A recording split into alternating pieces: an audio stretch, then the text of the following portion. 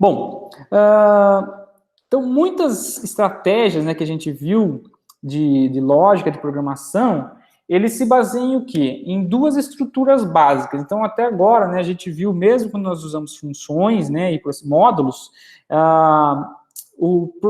para executar um determinado conjunto de operações, né, tinha algumas estruturas básicas, né, quais eram? A gente viu na estrutura sequencial, mas tirando a sequencial, aquelas estruturas um pouco diferentes, né, que não caracterizavam uma sequência, eram as estruturas de iteração, que era usado para repetição, que eram enquanto faça, repita até, para, e assim por diante.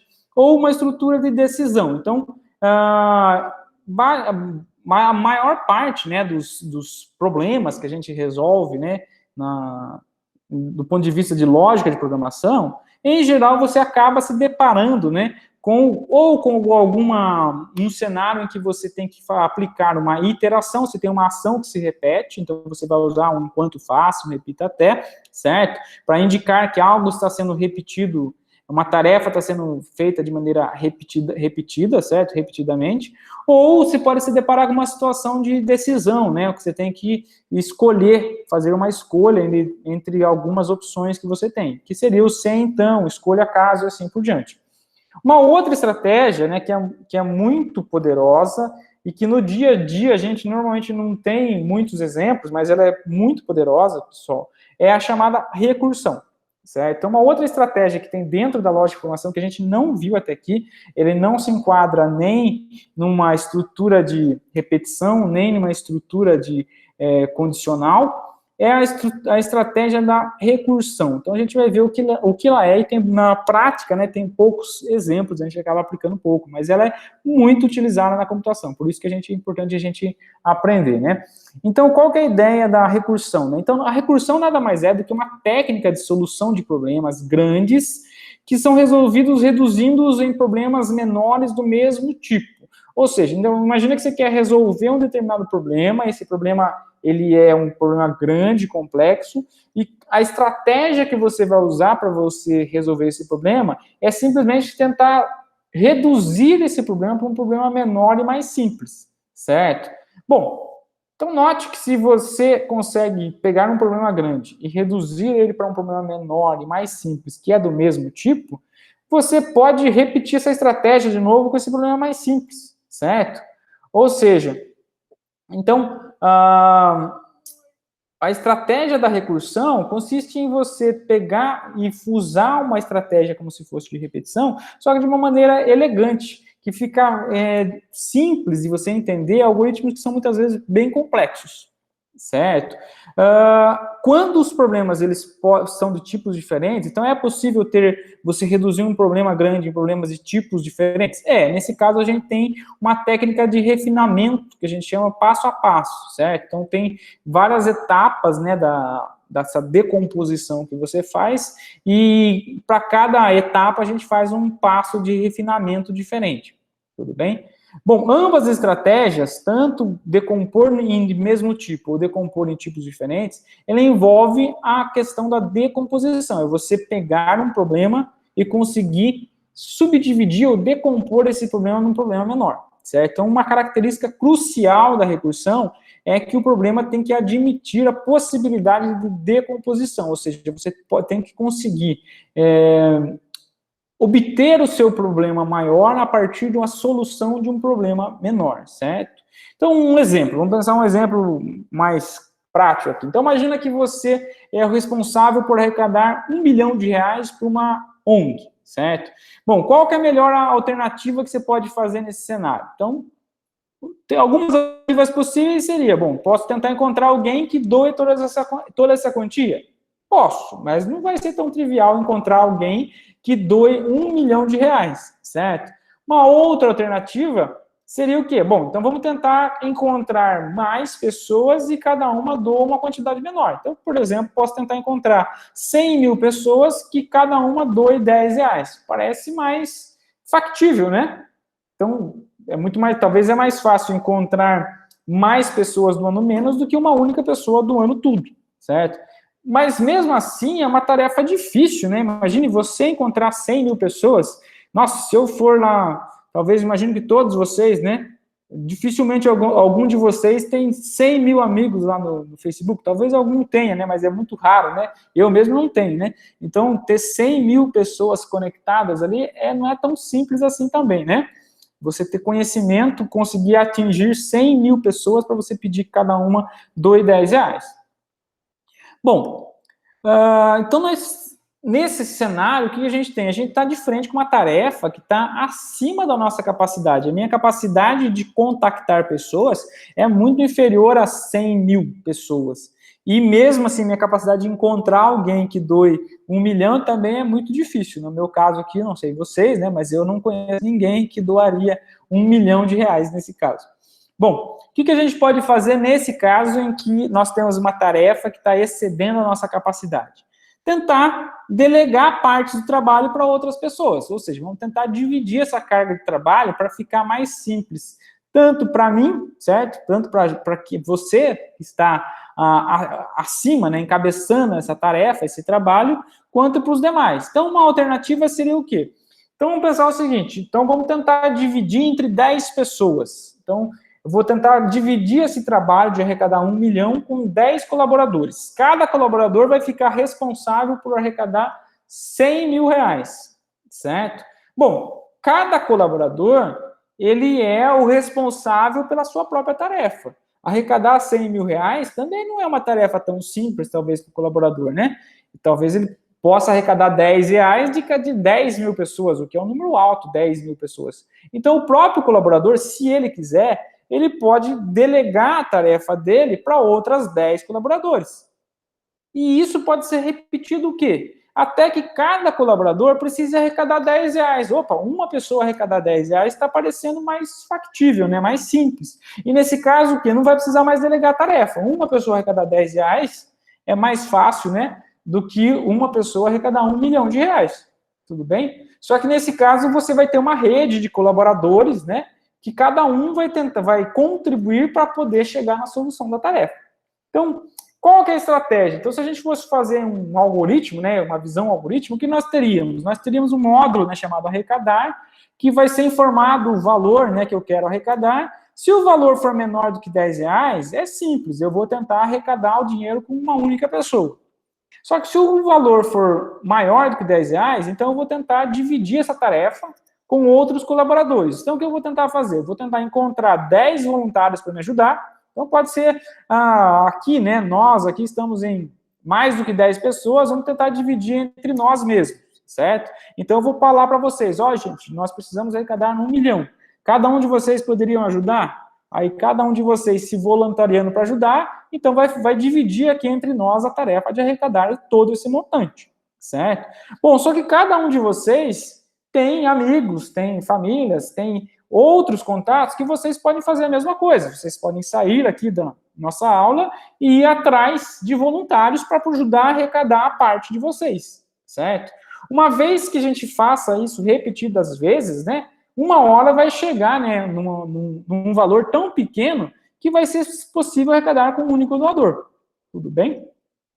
Então, qual que é a estratégia? Encontrar, então, 10 pessoas para ajudar e conseguir que cada voluntário arrecade 1/10 do valor, certo? Isso vai ficar muito mais simples para eu arrecadar o dinheiro e fica um valor menor para todo mundo arrecadar.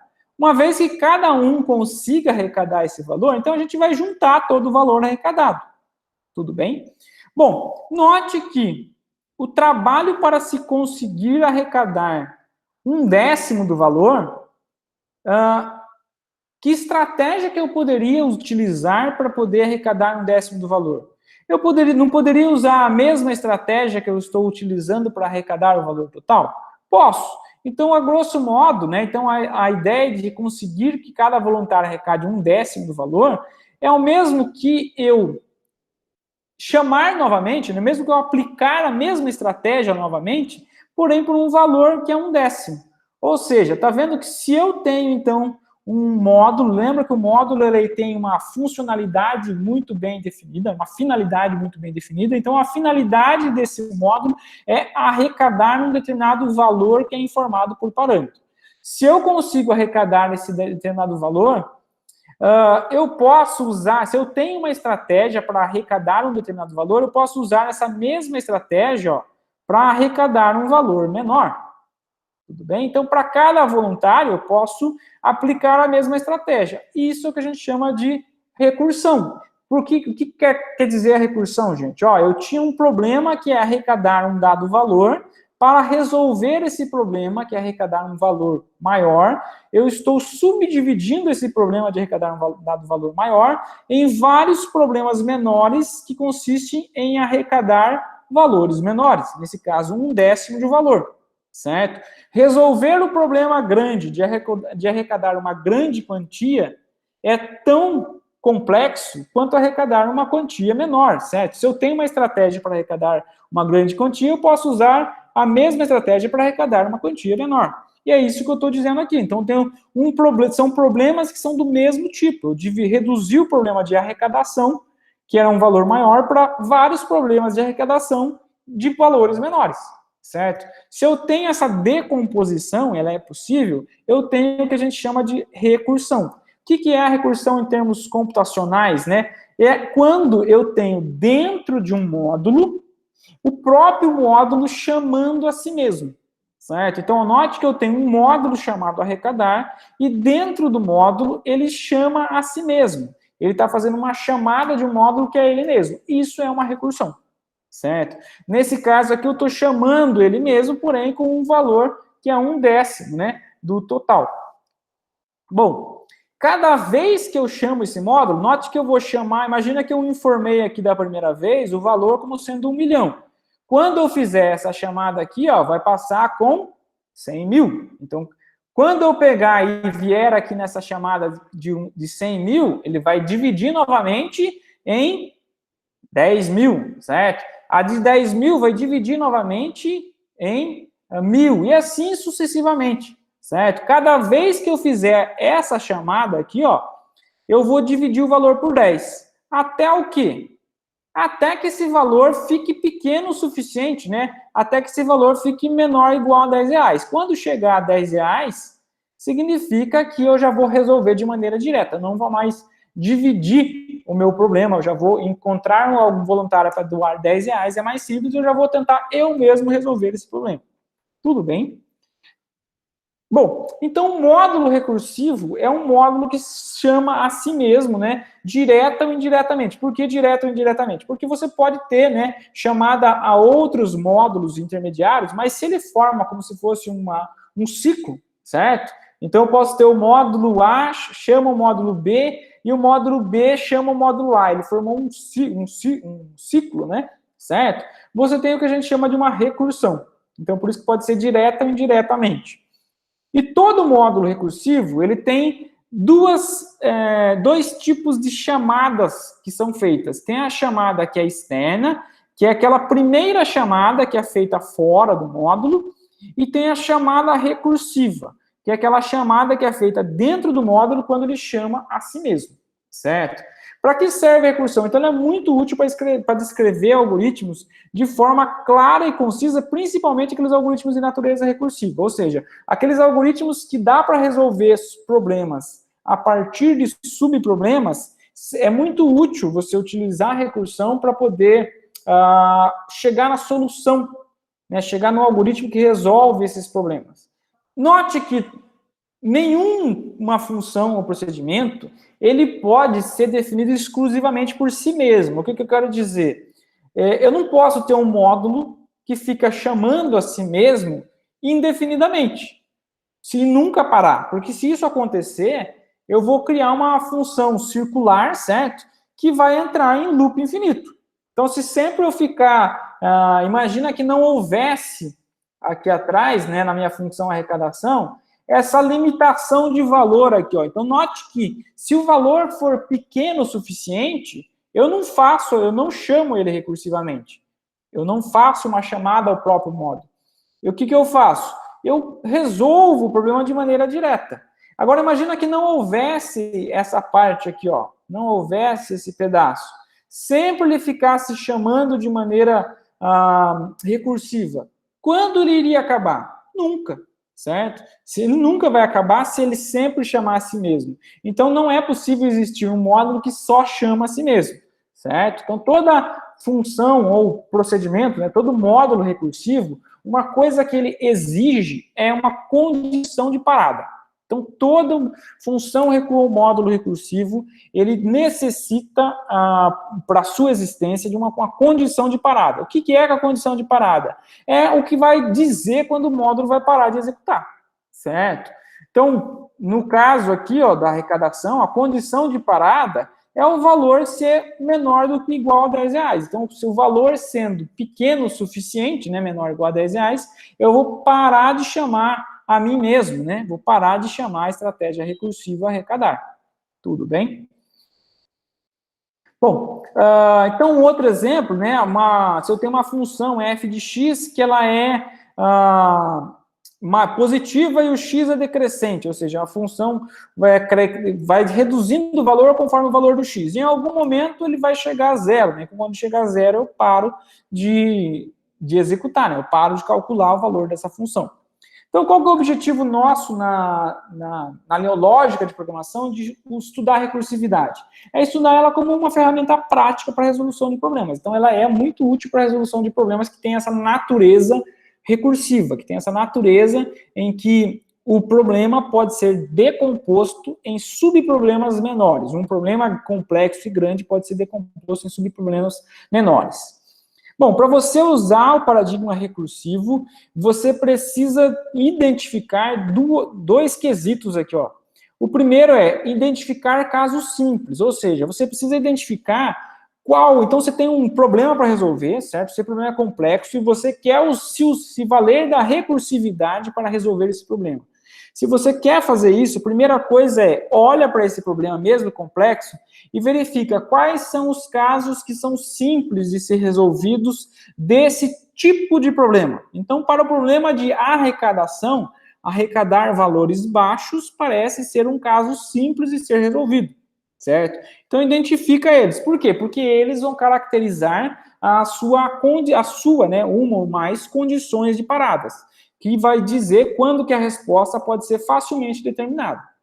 A segunda coisa é, identifica a decomposição recursiva. Então, de que forma você vai decompor o seu problema? Então, você tem um problema complexo e você quer decompor esse problema complexo em problemas mais simples do mesmo tipo. Então, por exemplo, no problema da arrecadação, a decomposição foi feita de que forma? Bom, dividindo um valor alto, certo? Com 10 colaboradores arrecadando 1/10 do valor, que isso aqui é um valor mais baixo do que o total alto, tudo bem?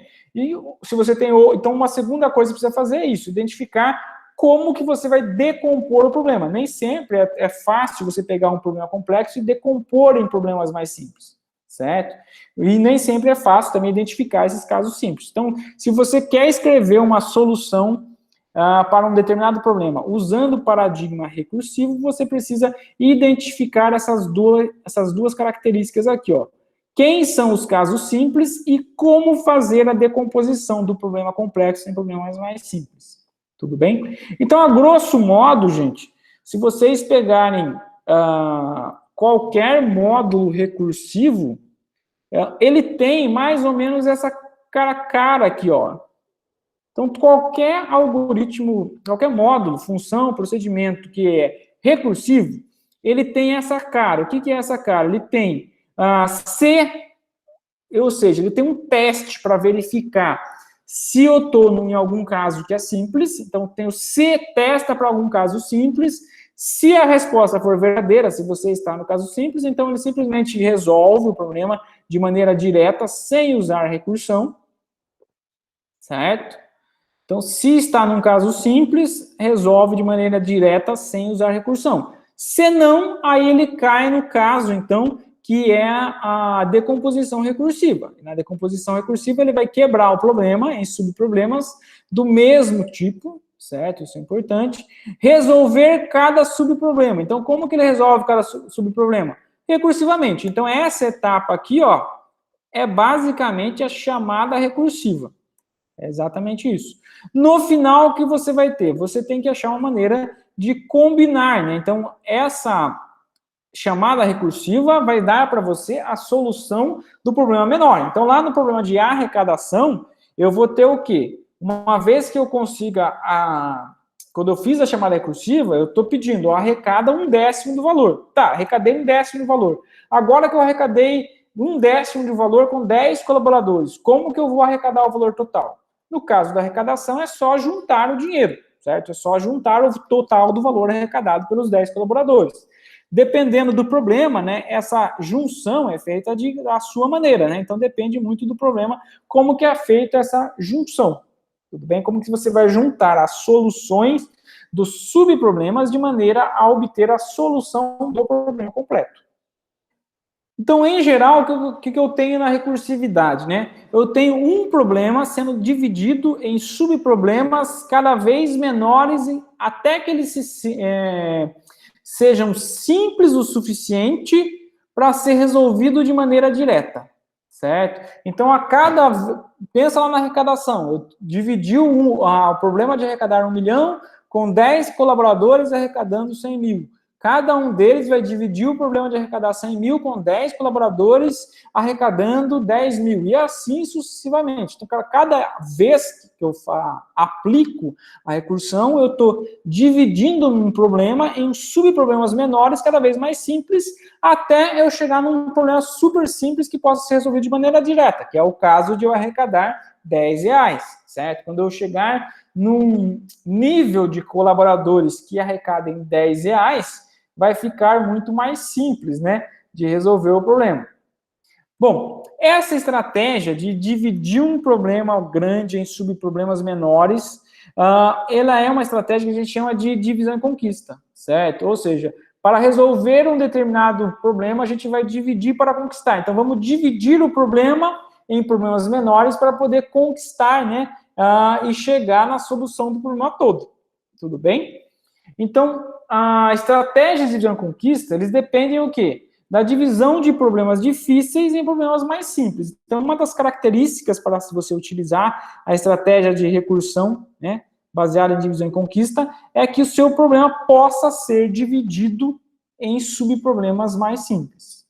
Bom, então vamos ver um exemplo aqui, né? Então, um exemplo que nós temos aqui, eu tenho um código aqui, é o código para calcular o fatorial de um determinado número, né? Então, o fatorial de um número qualquer é o produto, né? De n vezes... Então, o fatorial de n é n vezes n menos 1, n menos 2, n menos 3, até chegar em 1, certo? Aqui nós temos uma função, né? Que calcula o fatorial de um determinado número qualquer. Bom...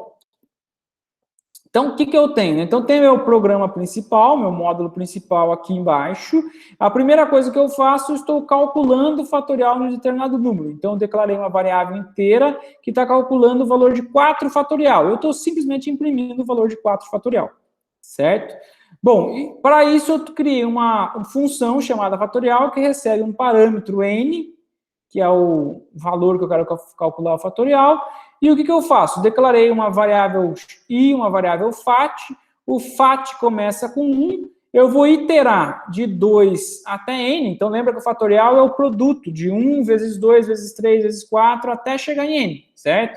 Então, começando com o fatorial com 1, eu vou fazer a multiplicação de fat com o próximo valor, que é fat vezes 2, fat vezes 3, fat vezes 4 e assim por diante, né? Então, eu estou fazendo isso numa estrutura de repetição por contagem, indo i de 2 até n e sempre multiplicando pelo valor de i. No final, eu vou ter o valor do fatorial aqui, ó.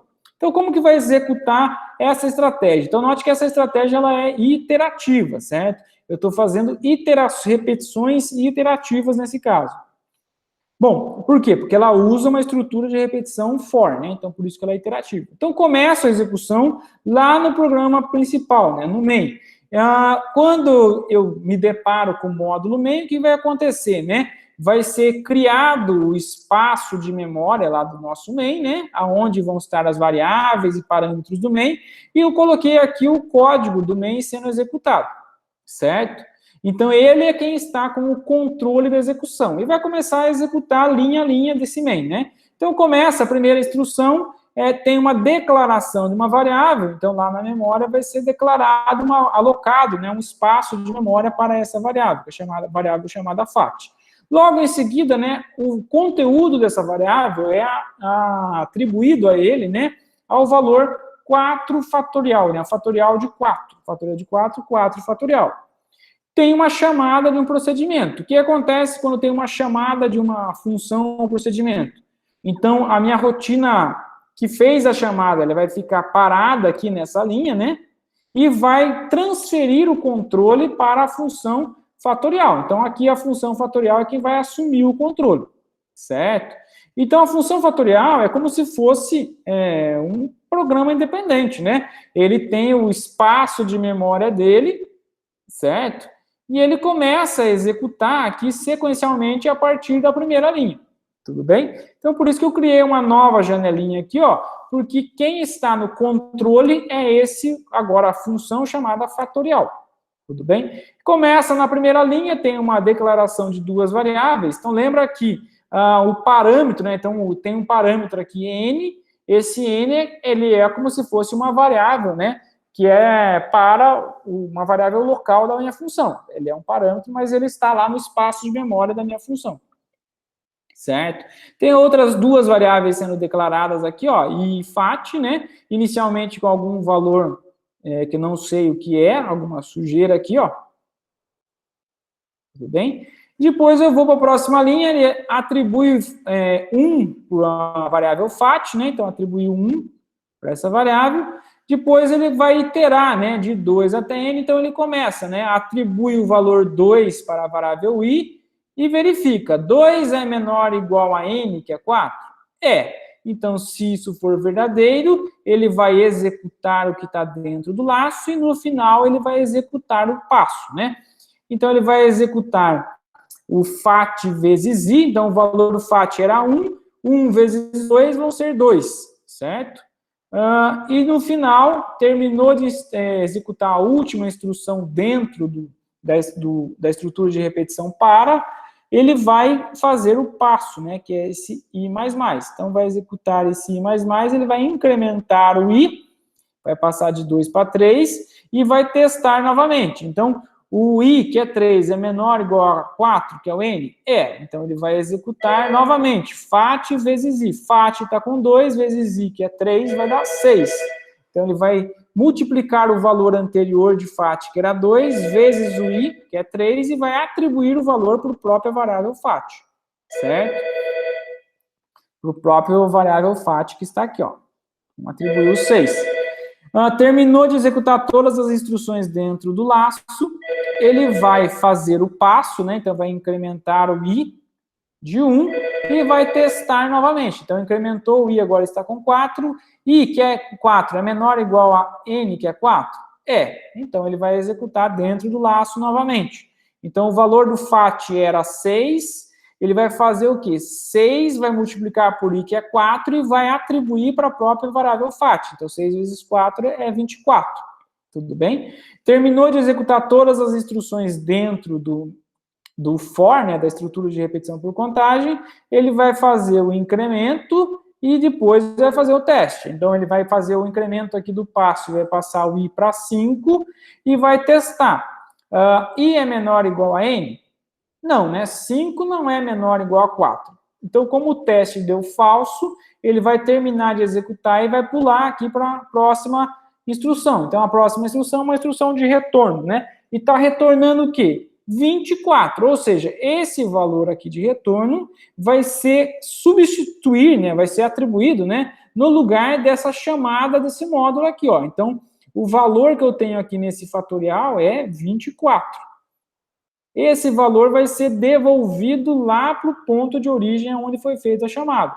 Então, aqui, no lugar do fat, ele vai atribuir, então, o valor 24 para a variável fat.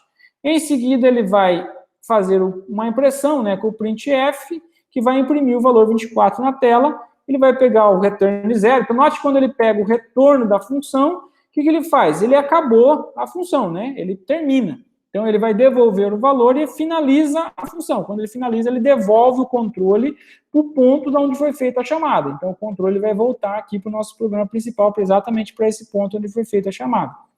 Tudo bem? E, em seguida, o programa principal continua a executar. Então, vai continuar a execução da próxima instrução, que é de impressão, certo? E, em seguida, tem um return que vai finalizar o programa principal, finalizando toda a execução.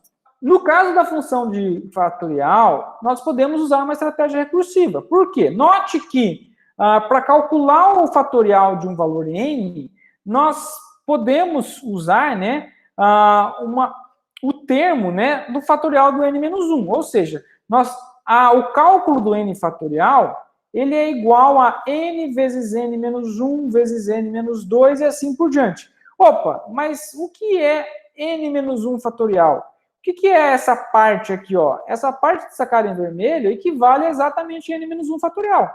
Olha a recursão aqui, ó. Então tem um fatorial aqui que é o problema de calcular n fatorial, que é mais complexo.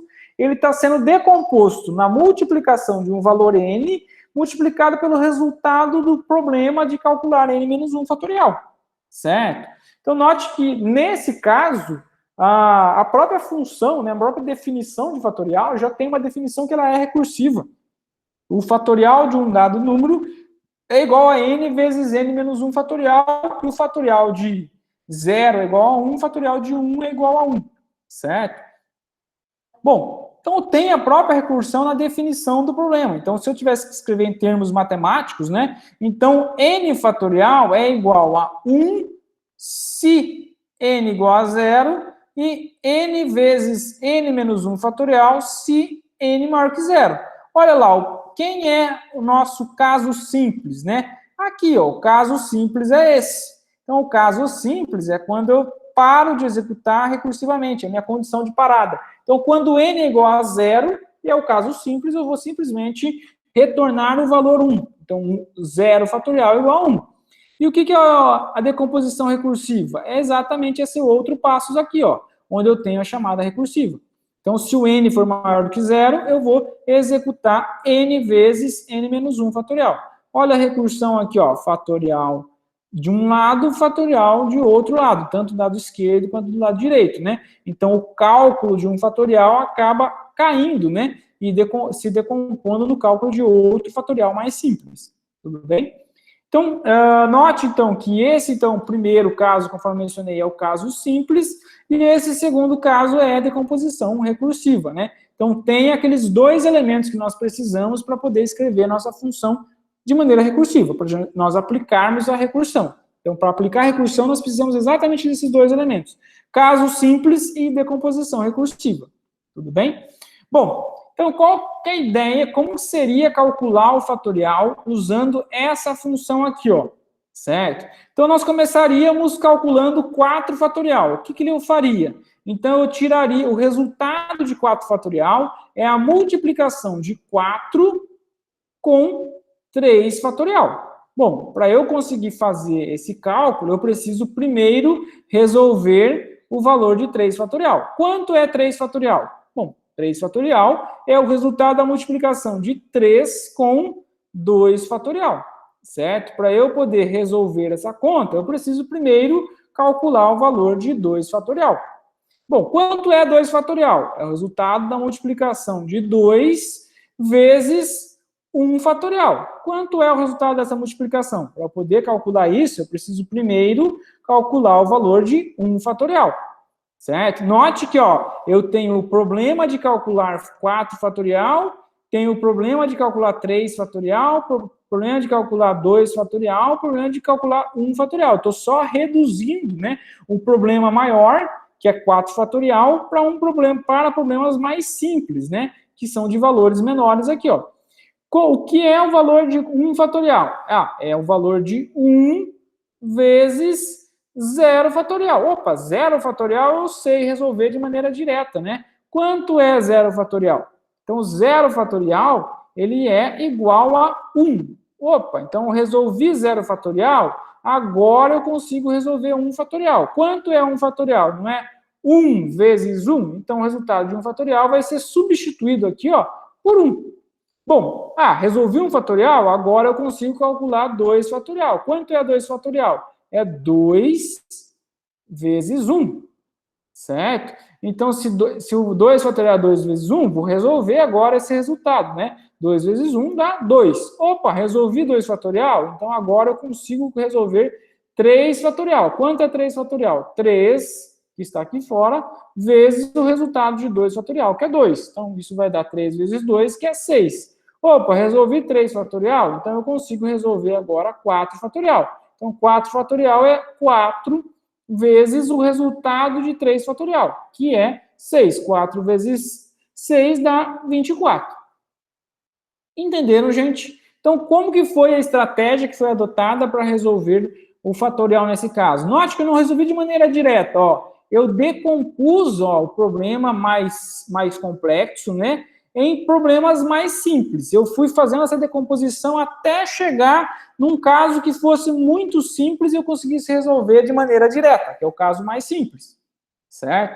Quando eu cheguei no caso mais simples, então eu peguei, eu fiz o retorno, né, a volta aqui, ó, porém resolvendo os casos mais complexos, ou seja, a partir das soluções dos problemas mais simples, eu usei elas, eu juntei elas, eu combinei elas de alguma forma para obter as soluções dos problemas mais complexos, certo?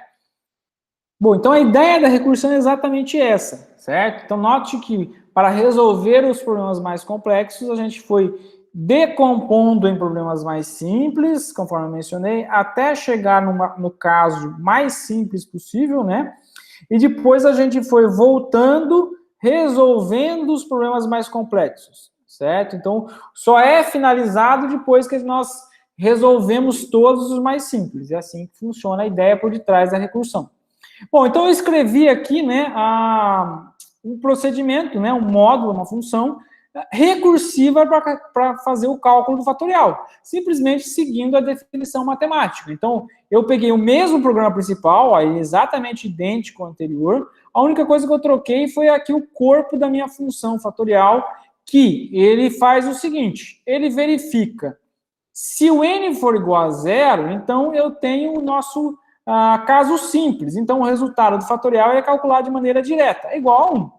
Caso contrário, né, se o n for maior do que 0, então o cálculo do fatorial vai ser n vezes fatorial de n menos 1. Olha a chamada recursiva aqui, ó.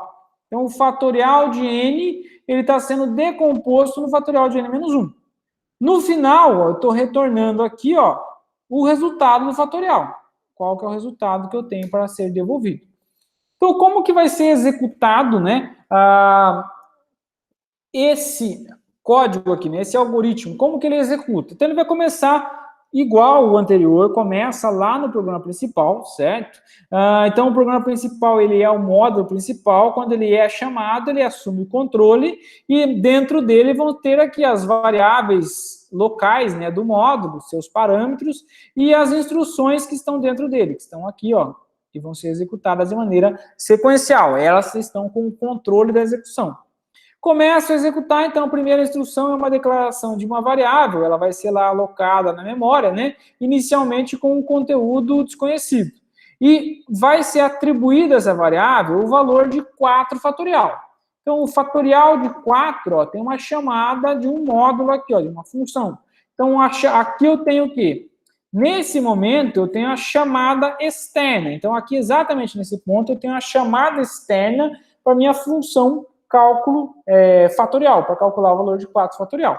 Quando eu faço uma chamada de um módulo, como que funciona? Então, é como se você executasse um programa, né, de maneira independente. Então, ele vai assumir o controle, né? Então, quem assume o controle é exatamente esse módulo. Esse aqui vai ficar paradinho lá, esperando finalizar, né, esse módulo que foi chamado. Quem assume o controle da execução é esse módulo aqui que foi chamado, que é o fatorial, e ele tem, né, toda a parte as instruções dele, né, que vão ser executadas de maneira sequencial, e tem um espaço de memória dele, onde vão estar os parâmetros e variáveis, né? Então, o parâmetro que ele tem é o n, que é igual a 4. Então, logo que ele é chamado, ele já atribui, né, inicializa no espaço de memória dele o valor do parâmetro associado a essa função aqui, ó, que é o n igual a 4. Certo? Está sendo passado por valor, né? Então, está sendo copiado o valor 4 para essa variável, né? Que é esse parâmetro aqui que está sendo definido nessa função. Bom, e começa a executar. Então, nela eu tenho aqui uma declaração de variável, então vai ser alocada uma variável. Ele vai ter um teste condicional, né? Então, se o n igual a 0, bom, n igual a 4, 4 é igual a 0? Não. Então, ele vai cair aqui no else, né? O else, ele vai fazer o quê? Bom, ele vai executar fat é igual a n vezes... Opa! Como que eu vou fazer essa multiplicação aqui? Eu não tenho resultado de fatorial de n menos 1. Então, ele vai ficar paradinho aqui, né? Nesse ponto. Então, lembra que o n é igual a 4. Então, o fat vai ser 4 vezes alguma coisa que eu não sei o que é. Quanto é esse alguma coisa? Vai ser a chamada de uma função. Então, quando eu faço uma chamada de função, o que acontece?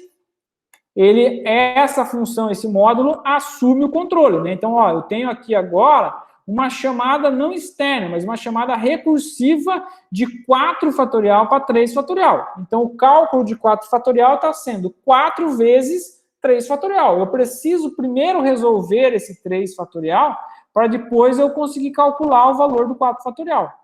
Certo?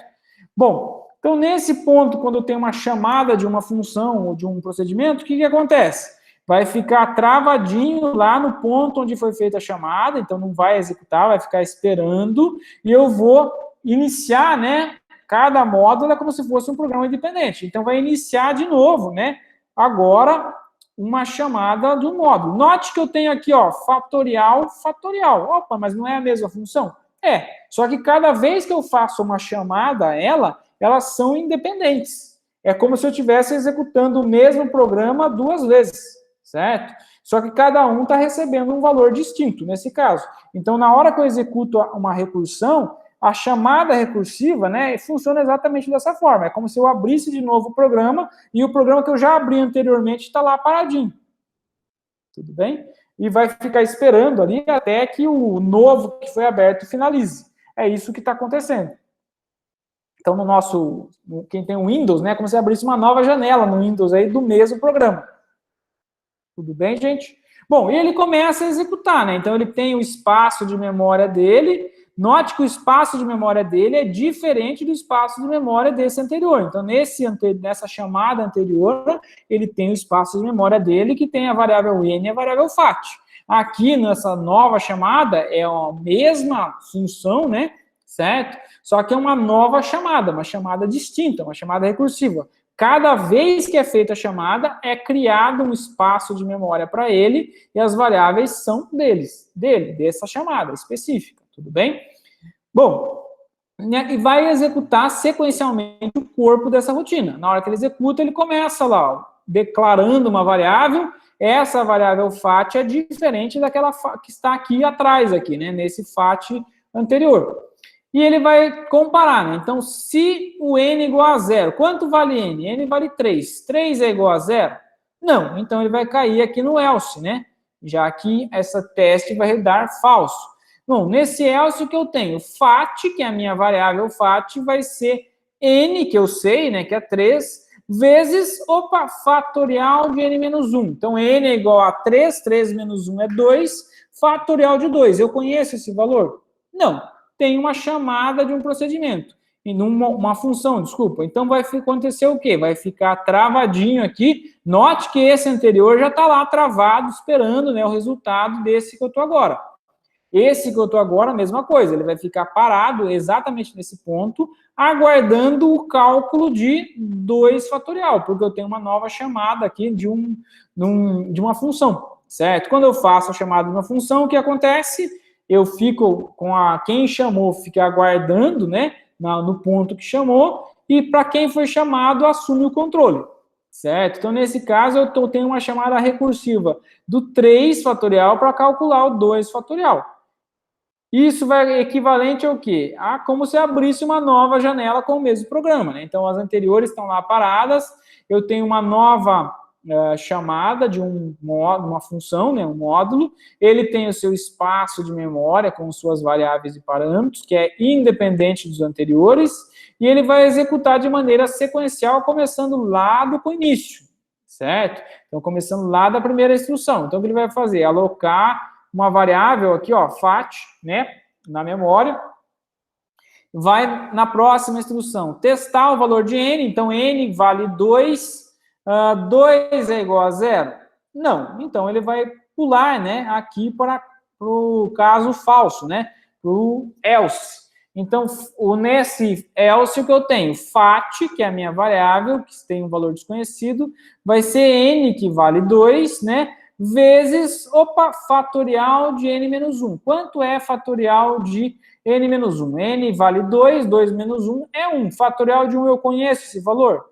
Não, preciso primeiro resolver, né, essa chamada recursiva. Então, eu vou ficar paradinho aqui nesse ponto. Lembra que os outros dois estão lá aguardando também, né? Cada um está aguardando o retorno da sua chamada correspondente. Então, nesse caso, ele vai ficar paradinho ali aguardando e vai disparar, né, iniciar uma nova chamada aqui, nesse caso, para ele mesmo.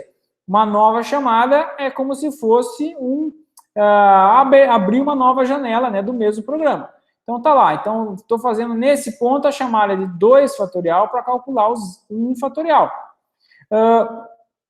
Quando isso ocorre, é como se abrisse uma nova janela aqui, ó, do mesmo programa. Ele tem o espaço de memória dele que difere de todos os anteriores. E vou executar as instruções sequencialmente, novamente, começando lá do início. Tudo bem?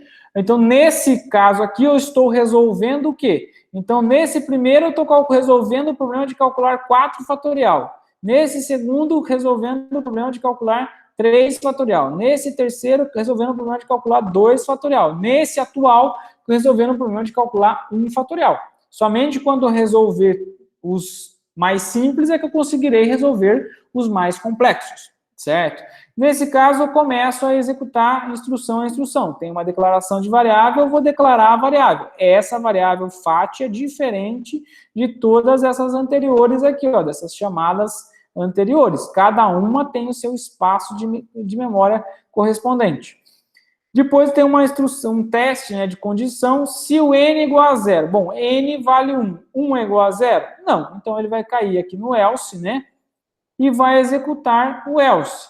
No else, o que eu tenho? Então, o valor de fat vai ser atribuído com o valor n, que é 1, vezes fatorial de n menos 1. Quanto é fatorial de n menos 1? N é igual a 1, 1 menos 1 vai dar 0. Fatorial de 0, não sei. Vou ter que executar primeiro essa chamada de módulo para poder resolver essa conta, né? Então, aqui, ó, tem uma chamada, nova chamada significa o quê? Que quem está chamando vai ficar travadinho, aguardando o resultado, e o controle vai ser desviado, né, para o módulo aonde está assumindo, né, para onde está sendo feita essa chamada. Então, esse módulo, nesse caso, é o próprio módulo, ele mesmo, né, é recursivo. Então, é como se abrisse novamente uma nova janela, né? Então, agora, para calcular o valor de 0 fatorial. 1 fatorial está chamando, né, abrindo uma nova janela aqui do mesmo programa, como se fosse calcular o 0 fatorial. Então, ó, empilhei mais uma aqui, ó. Então, nesse primeiro eu tenho 4 fatorial, aguardando o resultado de 3 fatorial, que está aguardando o resultado de 2 fatorial, que está aguardando o resultado de 1 fatorial, e agora eu cheguei no cálculo, né, do problema do 0 fatorial, que é essa última aqui, ó. Tudo bem? Ele tem o seu espaço de memória respectivo, né, inicializado com os parâmetros e variáveis locais, e tem o seu código, né, executando de maneira independente nesse caso. Bom, tem uma declaração de variável, essa variável vai ser alocada, né, lá na minha memória. Tem um teste de condição, n é igual a 0. N é igual a 0? É. Quando n é igual a 0, o que eu faço? Atribuo o valor 1. Então, o resultado aqui, ó, do teste vai dar verdadeiro, eu vou atribuir 1 para a variável fat. Então, aqui na variável fat, eu vou atribuir o valor de 1, certo? Depois que eu executei essa instrução, o que eu vou fazer? Então, eu vou saltar toda a parte do else aqui, ó. Se eu vou saltar toda a parte do else, eu vou ir para a instrução de retorno, né? E o que eu estou retornando? Eu estou retornando 1. Como resultado, o quê? Do cálculo de 0 fatorial. Para onde vai retornar esse 1? Ele vai retornar exatamente para esse ponto aqui, ó, que é a chamada, porém dessa rotina aqui, ó, dessa janela que está aqui atrás. Então, naquele ponto, no lugar de fatorial de n-1, o que vai ser colocado vai ser o valor 1, certo? E com isso, né, então, eu vou retornar. Quando eu retorno, eu finalizo. Quando eu finalizo, eu libero o espaço de memória, libero tudo relacionado a esse módulo. É como se fechasse o seu programa, né? Fechasse a janelinha e voltasse para aquele que está atrás. E no que está atrás, o valor que está ali no fatorial de n-1 vai ser retornado como sendo 1, certo? Bom, nesse caso, eu consigo agora executar essa instrução. Então, o fatorial, aqui nesse caso, vai ser n, que vale 1, vezes o resultado do fatorial, que é também 1. Então, 1 vezes 1 dá 1, certo? E esse 1, vou fazer o quê? Bom, então vou atribuir o valor 1 aqui para o FAT, e ele vai ser o valor retornado na próxima instrução. Esse valor de retorno vai retornar onde? Vai retornar para o ponto onde foi feita a chamada, né? Que é exatamente para esse ponto aqui, porém, dessa janela que está aqui atrás, aqui, ó. Dessa chamada recursiva que está aqui atrás, referente ao cálculo de 2 fatorial. Tudo bem? Nesse caso, quando eu faço o retorno, ele é eliminado, né? Todas as variáveis e espaço associado a essa chamada, né? Então, aqui o valor 1 fatorial igual a 1 vai ser devolvido no lugar aqui da chamada recursiva, certo? E com isso eu vou calcular o valor de FAT como sendo n, que é 2 vezes 1, vai ser igual a 2. Bom, o valor de FAT sendo igual a 2, próxima instrução é uma instrução de retorno. O que a instrução de retorno faz? Vai devolver o valor para quem o chamou, né? Então, quem o chamou nesse caso é esse anterior aqui, referente ao cálculo de 3 fatorial. Então, o valor que vai ser devolvido aqui vai ser o quê? Vai ser o valor 2, né? Indicando que o resultado de 2 fatorial é igual a 2. Bom, quando eu faço o retorno, é como se fechasse a janelinha, né? Fechasse o programa, né? E ficasse com aquele que está ali atrás, né? Bom, então 2 fatorial igual a 2 vai ser devolvido aqui no lugar quando eu fiz a chamada para calcular 2 fatorial. E com isso eu consigo calcular o valor de FAT agora, né? Dessa linha aqui, ó. Essa linha dependia daquele resultado desse módulo. Agora não mais, né? Então o valor de FAT vai ser n, que é igual a 3, vezes o valor de fatorial de n-1, que é 2, que vai ser 6. Certo? Bom, e executa a próxima instrução. A próxima instrução é a instrução de retorno. Está retornando o valor de FAT, que nesse caso é 6. Quando eu faço o retorno, eu libero toda a área de memória, libero todas as informações que foram criadas, né, na execução dessa chamada, como se fechasse o seu programa, né, e volto, né, o controle para aquele que o chamou. Então, esse resultado 6 vai ser devolvido exatamente nesse ponto aqui para essa chamada anterior aqui, ó. Tudo bem? Então, lá no lugar de fatorial de n-1, o que está vindo, na verdade, é o valor de 3 fatorial, que é igual a 6. E agora eu vou calcular o valor de FAT, né, dessa linha, como sendo n, que é igual a 4, vezes o resultado, que é 6. Então, 4 vezes 6 dá 24. Eu vou colocar o valor 24 agora como o conteúdo da variável FAT. No final, estou retornando o conteúdo dessa variável. Quando eu retorno o valor do conteúdo dessa variável, ele vai retornar para quem? Vai retornar para quem fez a chamada. Nesse ponto aqui, ó, quem fez a chamada foi o main, aqui, o mais externo, né, chamada externa. Então, esse valor 24 vai ser retornado para essa função aqui atrás, aqui, que é o main, né, que foi quem fez a chamada.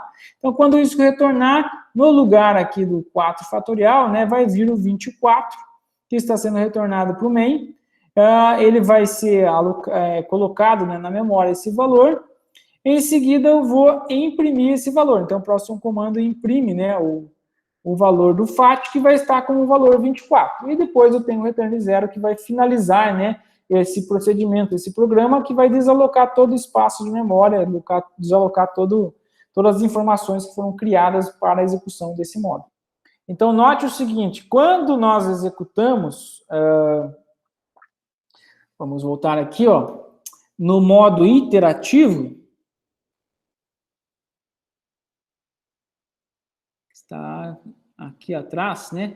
Então, quando nós executamos o iterativo, o que nós tínhamos?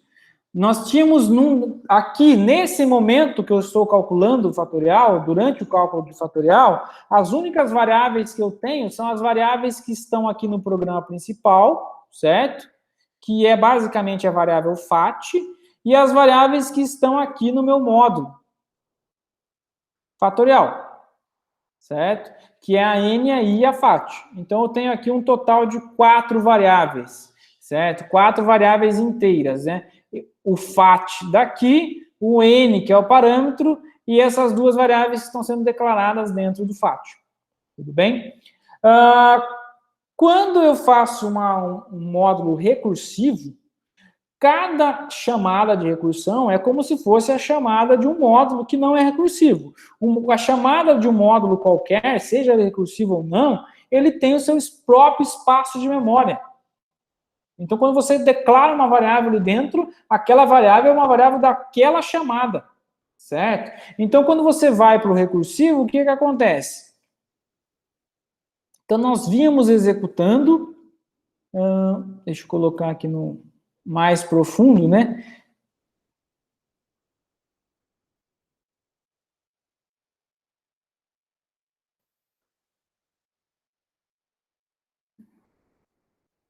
Então, aqui nesse ponto, olha o seguinte, eu fui abrindo, né, fui decompondo, e eu cheguei a fazer 1, 2, 3, 4, 5 chamadas ao módulo fatorial. Todas elas estão ativas, é como se eu tivesse todas, se eu tivesse, pensa, por exemplo, o Word, Excel, eu abri 5 vezes o mesmo programa, abri 5 vezes o Word, 5 vezes o Excel. Cada um, ele funciona de maneira independente, certo? Cada um tem o seu espaço de memória. Então, o que você está consumindo aqui, na verdade, é memória. Então, aqui, ó, quantas variáveis eu tenho? Então, eu tenho uma variável lá no programa principal, certo? Que está aqui. E eu tenho duas variáveis, né? Do meu módulo fatorial. Uma que é o parâmetro n e uma que está sendo declarada aqui dentro. Nesse caso, como eu tenho 5 repetições do fatorial, eu tenho 5 vezes 2 variáveis, são 10 variáveis, mais uma daqui do main. Então, tenho 11. Então, note que eu tinha 4 no iterativo e aqui eu tenho 11. Olha quanto de memória eu estou gastando. Estou gastando mais que o dobro. E isso para calcular 4 fatorial. Se você for calcular um valor fatorial que é muito grande, cada vez que ele decompõe, ele abre e aumenta 2 variáveis nesse caso. Ó. Dado que esse módulo fatorial aqui, ó, ele tem 2 variáveis inteiras, cada vez que eu decomponho, eu estou criando 2 novas variáveis. Eu estou gastando memória para 2 novas variáveis. E todas elas ficam lá ocupando espaço na memória. Enquanto eu estou abrindo, enquanto eu estou decompondo o problema em subproblemas menores, eu estou aumentando o meu gasto de memória.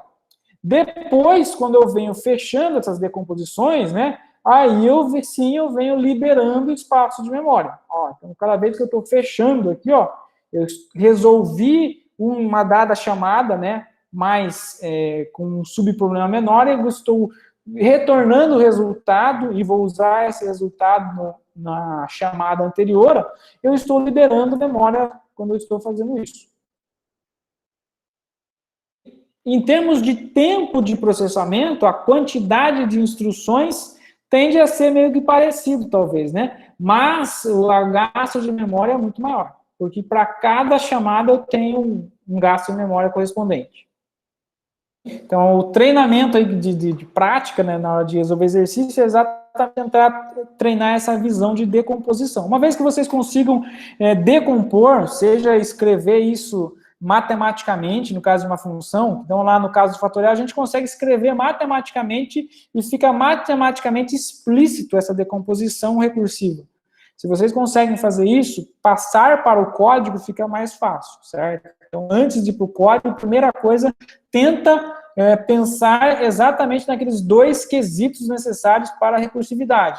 Quem é o caso simples e como você decompõe, certo? O problema mais complexo em problemas menores. Então, tenho aqui os 2 códigos, né? O iterativo e o recursivo. Note que ambos vão chegar na solução do problema. Ambos estão corretos, ambos vão funcionar. A única coisa é, se você olhar, né, aqui para o recursivo, ele é basicamente a escrita da função matemática que a gente fez ali atrás.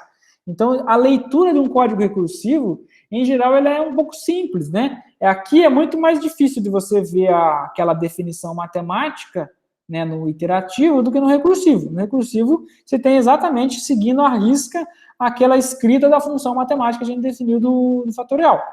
Certo? Então, uma das vantagens, né, da recursividade é essa simplicidade. A partir do momento que você consegue fazer a decomposição, fica simples de visualizar como que a solução do problema. Certo? Bom, então note, conforme eu mencionei, né, já até me adiantei, para cada vez que faz uma chamada recursiva, o que ocorre é o seguinte: os parâmetros e variáveis, né, locais, eles são empilhados na chamada que a gente chama pilha de execução. Então, cada módulo tem o seu espaço de memória individual. E cada vez que eu faço uma chamada no módulo, eu estou criando um novo espaço de memória, certo? E isso implica que eu estou gastando a memória. Certo? Bom, os dados são recuperados quando? Quando uma dada chamada retorna, né? Então, quando eu estou retornando, o que eu estou fazendo? Eu estou pegando o valor que foi calculado, devolvendo para quem o chamou, aí sim eu estou liberando o espaço de memória, né? É isso que está acontecendo. Então, recursividade, conforme eu já tinha mencionado, implica num gasto maior de memória, certo? Isso sempre. Bom, como que funciona internamente, né? Então, internamente, como é que funciona quando você faz uma chamada de uma rotina? Então, quando você faz uma chamada de um procedimento qualquer, isso seja ele recursivo ou não, internamente, o programa, a execução do programa, ele mantém o que a gente chama de um registro de ativação, certo? Na pilha de execução. Então, o que é a pilha de execução? Então, quando você pede para executar um programa qualquer, o seu sistema operacional reserva um espaço de memória para o seu programa executar. Ali é onde a gente chama da nossa pilha de execução, certo? Todo o espaço de memória que tem disponível para o seu programa executar. Quando você faz uma chamada de alguma rotina, ele cria o que a gente chama de um registro de ativação. O que é o registro de ativação? É ele empilhar, né? Ele, registro de ativação nada mais é armazenar as informações dos parâmetros e variáveis locais da rotina, bem como o ponto de retorno. Então, sempre eu preciso saber para onde eu vou voltar, certo? Então, sempre que eu faço uma chamada de rotina, eu estou alocando informações, né, na minha memória. Quais são essas informações? Os parâmetros, as variáveis locais e o ponto de retorno. O ponto de retorno diz para mim quem que é a função anterior, né? Quem que é o local anterior, aonde eu devo voltar, né, quando eu finalizar a execução. Ao final da execução, esse registro de ativação ele é desempilhado, ou seja, ele sai da pilha de execução, ele é liberado da memória e eu volto a execução para o ponto da onde foi feito a chamada, né? Então, para quem chamou é que eu volto à execução, é isso que ocorre. Então, internamente, esse gasto se dá exatamente por causa desse registro de ativação que ocorre quando eu faço uma chamada a um módulo qualquer. Seja ele recursivo ou não, fez a chamada de um módulo, ele está criando o espaço de memória daquele módulo. Vamos pegar um exercício simples aqui, ó. Imagine que eu quero encontrar o maior elemento dentro de um conjunto de N elementos, certo? Tranquilos esse problema? Vocês já resolveram? Acho que acredito que muitos de vocês já resolveram, certo? Estava talvez até lá no Judge, né? Então, imagina que eu tenho um conjunto de elementos e eu quero encontrar o maior de todos. Tudo bem? Então, como que nós poderíamos resolver isso de maneira recursiva, iterativa, né? Então, talvez como a maioria de vocês resolveu, né? Então, tenho lá o meu cabeçalho, né? Include stdio.h, int main, return 0. Então, vou ler um conjunto de elementos. Então, o conjunto de elementos é o quê? Se eu tenho um conjunto de elementos do mesmo tipo, é uma variável composta homogênea, ou seja, um vetor, né? Então, vou declarar aqui um vetor, quero ler números inteiros, então vamos assumir que são números inteiros. Vou definir um tamanho máximo aqui de 100 elementos. Então, declarei um vetor aqui, ó, int v com tamanho máximo, certo? E tem um dado tamanho que vai ser ocupado num dado momento. Tudo bem? Então, max é a capacidade máxima, mas eu não vou usar todo o máximo. Eu vou usar um tamanho n qualquer aqui, ó. Então, primeiro passo, vamos ler os nossos dados, né? Então, para ler os dados de um vetor, então, como eu tenho Lembra que os dados do vetor eu tenho o quê? Tenho um conjunto de elementos do mesmo tipo, tudo bem? Todos eles associados ao mesmo nome. Então, quando eu vou trabalhar com vetores, com variáveis compostas, sejam homogêneas, sejam vetores de matriz, eu tenho que repetir a mesma ação elemento a elemento. Então, eu vou precisar de uma estrutura de repetição nesse caso. Então, para o i começando em 0, que é o primeiro elemento, i menor do que n, e mais, eu vou fazer a leitura de cada elemento, certo? Então, vou ler aqui o número inteiro, scanf, %d, o endereço de vi. Bom, preciso informar quem é o n, né? Então, vou ler aqui, ó, scanf, %d, o valor, a quantidade de elementos que eu tenho. Então, nesse ponto aqui, eu fiz a leitura dos meus dados. Quero fazer uma rotina, né, para uma função que retorna o maior valor dentre esses elementos desse conjunto. Então, vamos tentar fazer primeiro no nosso programa principal, depois a gente modulariza ele e transforma em uma rotina. Então, como que seria calcular o maior elemento, né? Então, para calcular o maior elemento, o que eu faço? Da mesma forma que a gente faz no papel, né? Então, a gente pega o primeiro elemento, assume que ele é o maior, compara com o segundo. Bom, o elemento que eu memoriza ele compara com o próximo. Então, o elemento que eu memorizei é maior do que o próximo que eu estou lendo. Então, se eu tenho uma folha de caderno com várias linhas, cada linha com um valor distinto, eu pego o primeiro da primeira linha, memorizo. Comparo com o da segunda linha. Quem é maior? Aquele que eu memorizei ou que está na primeira linha? Na segunda linha. Se for o que eu memorizei, eu continuo memorizando o mesmo elemento. Se for o que está na primeira linha, eu memorizo o novo elemento, certo? Então, eu vou declarar aqui uma variável chamada maior, que vai memorizar para mim, né, quem é o maior elemento.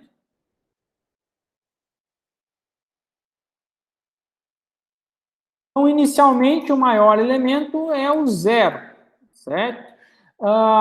Vou olhar do segundo elemento em diante. Então, iterando elemento a elemento, começando o i igual a 1, enquanto não olhar todos os elementos, então, enquanto o i for menor do que n, eu vou fazer olhar o próximo elemento, então, com um passo de 1. Se o elemento v maior, que é aquele que eu memorizei, né? Desculpa, se o elemento iésimo for maior do que o v maior, que é aquele que eu memorizei, então eu vou dizer que o maior elemento é o iésimo. É isso que eu estou fazendo. Bem? Então, no final, o que eu tenho? Memorizei que o primeiro é o maior de todos, estou olhando elemento a elemento, se eu encontrar algum elemento maior do que aquele que eu memorizei, eu memorizo esse novo elemento, que ele vai ser o maior de todos. E no final eu vou imprimir aqui o maior elemento, né? %d barra n, o v maior aqui no caso. Vamos ver se está executando corretamente. Então, eu vou colocar aqui 5 elementos. Vamos colocar 7, 3, 1, 9, 6. Então, o maior elemento aqui nesse caso é o 9, né? Que é o quarto, está na quarta posição. Vamos executar é para imprimir o valor do 9. Então, tá lá, imprimiu o valor do 9, né? Então, está funcionando normalmente. Bom, fiz tudo no programa principal. Vamos modularizar isso daqui. Então, lembra, para modularizar, identifica, né? Então, esse trecho, qual é a finalidade desse trecho? A finalidade desse trecho, dessa sequência de ações, é encontrar o maior elemento do conjunto de n elementos, que é dado nesse vetor v aqui, ó, certo? Então, eu vou pegar esse trecho, vou tirar daqui e vou transformar ele no módulo, né? Então, vou chamar aqui int maior valor. Vou precisar pode ou não ter um retorno, pode ou não ter parâmetros, certo? E vou colar aqui esse trecho de código. Bom, então aqui copiei o trecho de código, né, correspondente. Precisamos identificar, né? Então, o que eu preciso para executar esse trecho de código?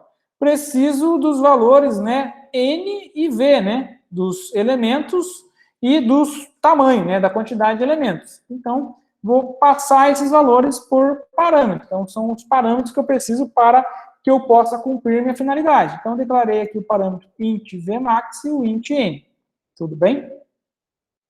Bom, esse i aqui, ó, e esse i que estão aqui, ele é usado em algum outro momento fora aqui desses aqui? Não, né? Ele simplesmente é usado aqui dentro desse módulo. Então, ele é uma variável local, né? Tudo bem? Mesma coisa essa variável maior aqui, ó. Essa variável maior é usada somente aqui dentro. Então, ele é uma variável local. Bom, depois que eu termino de executar, né? Olha lá na impressão dos resultados, aonde está o resultado? O resultado está no V maior. Então, ele é o resultado que tem que ser retornado. Vou retornar V maior. Bom, V maior é uma variável do tipo inteiro. Então, eu vou retornar aqui um tipo inteiro no tipo de retorno da minha função. Ok? Com isso, não preciso mais dessa variável maior aqui no programa principal, e aqui eu posso simplesmente fazer a chamada, né, para a nossa função chamada maior valor e passo como parâmetros o V e o N. Certo? Então, nesse caso, eu modularizei, né, o nosso programa, né, e eu criei um módulo chamado maior valor, que vai encontrar o maior elemento de um conjunto. Então, vamos colocar aqui, vamos colocar todos negativos, eu vou negativar todos os valores. Nesse caso, o maior valor é o menos 1, né? Então, se eu fiz tudo correto aqui, é para retornar como maior valor sendo o menos 1, que é o menos negativo de todos. Então, a hora que eu executei, está lá, ó, executou, funcionou corretamente. Então, o maior valor é aquele que é menos negativo, continua funcionando adequadamente. Bom, como seria isso de uma maneira recursiva? Então, vamos pensar de maneira recursiva. De maneira iterativa, seria eu ter na folha de caderno, né, os números na folha de caderno como se fossem esses daqui. De maneira recursiva, o que seria? Seria o seguinte, seria eu pegar o primeiro elemento, certo? Memorizar, guardar ele e pegar, copiar todos os restantes em outra folha de caderno. Certo? E eu vou tentar encontrar o maior elemento dessa outra folha de caderno para poder comparar com esse primeiro que eu tenho.